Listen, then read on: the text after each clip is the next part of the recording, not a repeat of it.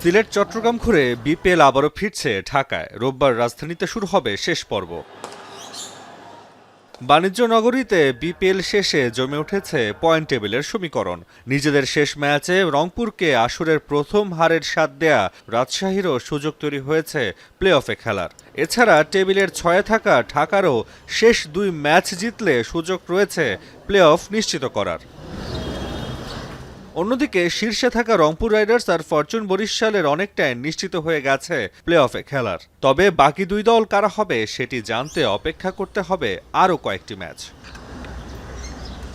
কারণটা পয়েন্ট টেবিলে দৃষ্টি দিলে স্পষ্ট হবে। চিটাগং কিংস আর খুলনা টাইগার্স টেবিলের 3 এবং 4-এ থাকলেও তাদের ম্যাচ বাকি আরও 3টি। অন্যদিকে ঢাকা এবং রাজশাহীও খেলবে আরও 2 ম্যাচ। এই 2 দল শেষের ম্যাচগুলো জিতে গেলে অন্যদিকে খুলনা আর চিটাগং কোনো ম্যাচ হারলে সুযোগ তৈরি হবে ঢাকা ক্যাপিটাল কিংবা দুর্বার রাজশাহীর।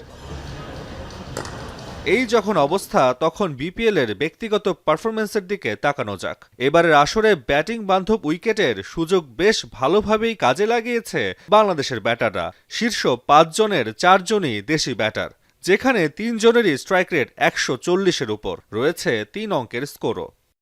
সেরা 5 বোলারের মধ্যে সবার উপরে তাসকিন আহমেদ।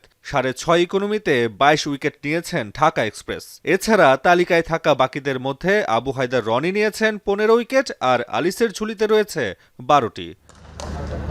ঢাকায় বিপিএল এর শেষ পর্বে প্লে অফ শুরু 3 ফেব্রুয়ারি, ফাইনাল 7 ফেব্রুয়ারি। তাসওয়ান নাফি, এখন।